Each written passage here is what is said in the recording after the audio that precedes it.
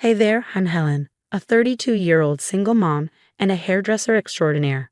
I'm just walking through the front door of my childhood home, luggage in tow, feeling pretty darn good about myself. I just got back early from this killer hairstyling convention in the city, and my head is buzzing with new techniques and trends. I'm so ready to wow my clients back at the salon. Ethan, honey, I'm home. I call out, expecting to hear the familiar sound of my 8-year-old's feet pounding the floor as he runs to greet me. But instead, nothing. The house is oddly quiet. I head upstairs, figuring maybe he's in his room, deep into some game or book. But when I push open his door, I stop in my tracks, my jaw nearly hitting the floor. What in the world? I gasp. Ethan's room, the one with the rocket ship bedspread and the glow-in-the-dark stars on the ceiling, is gone. In its place is a swanky home office setup, a massive desk, a sleek leather chair, even some fancy filing cabinets. "Mom," I shout, my voice echoing through the house. "Ethan?" I race downstairs, my heart pounding. That's when I spot him, curled up on the pull-out couch in the living room, fast asleep. "Helen, is that you?" My mom, Linda, pops her head out from the kitchen, smiling like everything's fine. "You're home early." "Mom, what's going on?" "Where's Ethan's room?" "Oh, we had to make some changes. Come meet Greg." She says it so casually, as if moving my son out of his room isn't a big deal. And right on cue, in walks a tall guy with salt and pepper hair, all smiles and firm handshakes. "You must be Helen.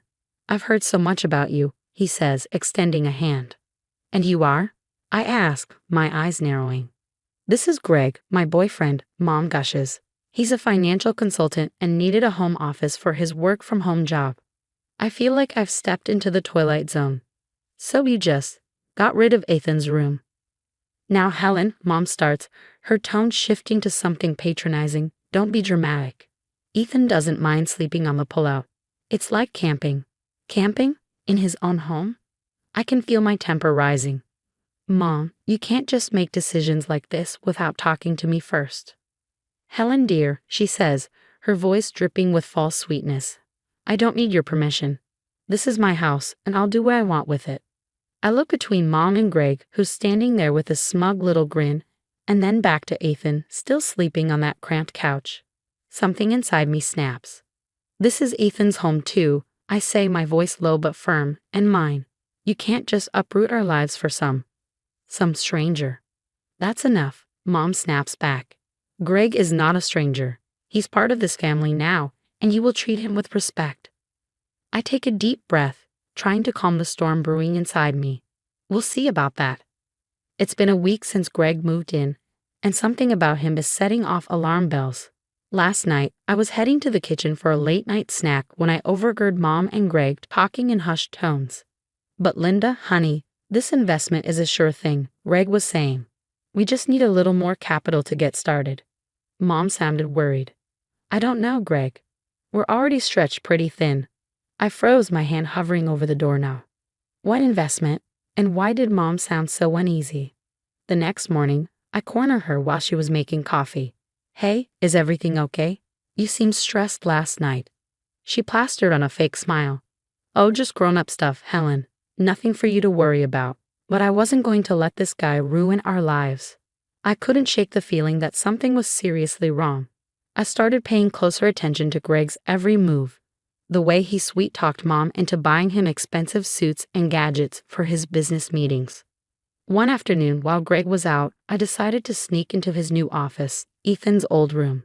As soon as I saw the bank statement lying on the desk, my blood ran cold.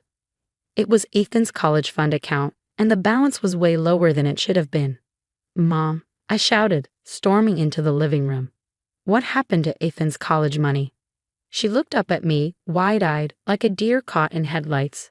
"Helen, I had to borrow some. Greg's business venture needed a little boost." I couldn't believe what I was hearing. "You're kidding, right? That's Ethan's future." Right then, Greg waltzed in, perfectly timed. "What's all the commotion about?" I spun on him, anger burning in my chest. "You tell me, Greg. What exactly are you doing with my son's college fund?" He had the nerve to look offended. "Now, Helen, I don't appreciate your tone. Your mother and I are making smart investments for all of our futures."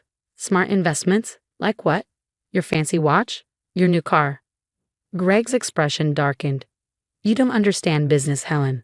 Sometimes you have to spend money to make money. Helen, that's enough, Mom snapped, suddenly standing by Greg's side. Greg knows what he's doing.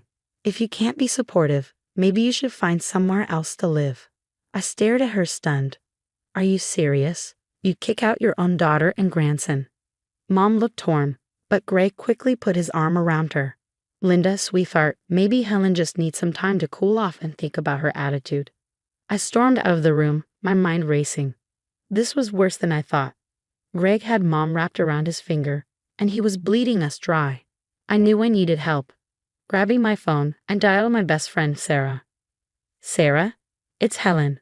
Remember when you said you owed me for fixing that disastrous perm?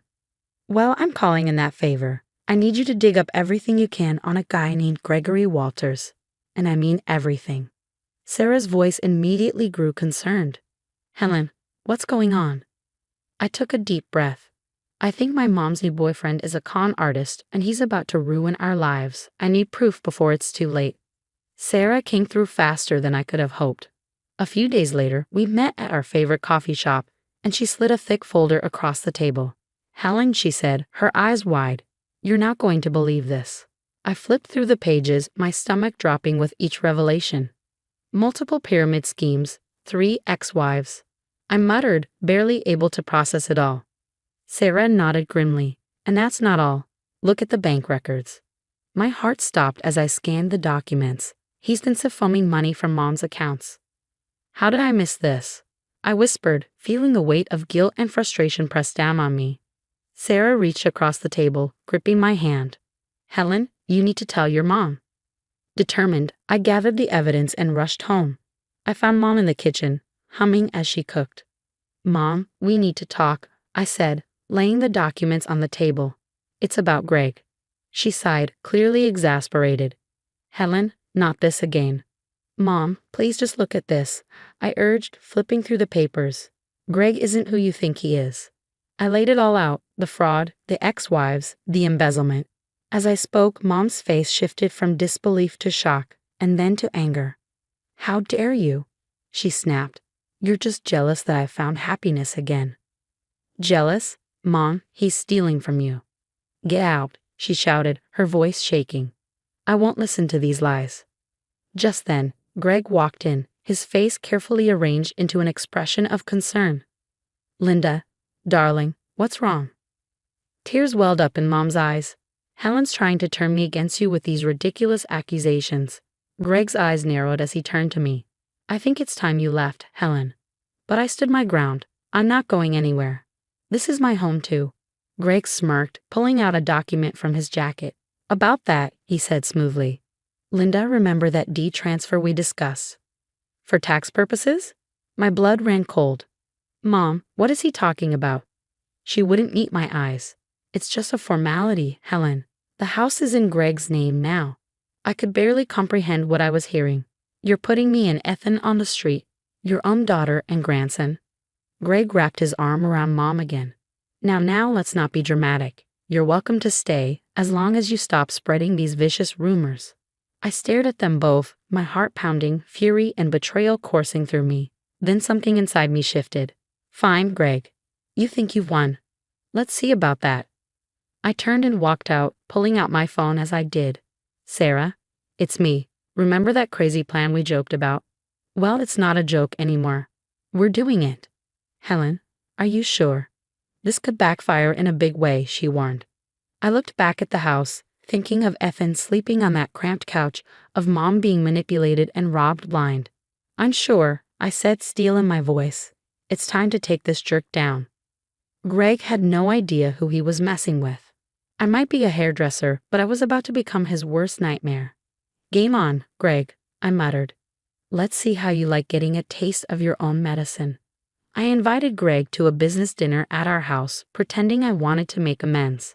He took the bait, hook, line, and sinker. That evening, as we sat around the dining table, I introduced him to my investor friend.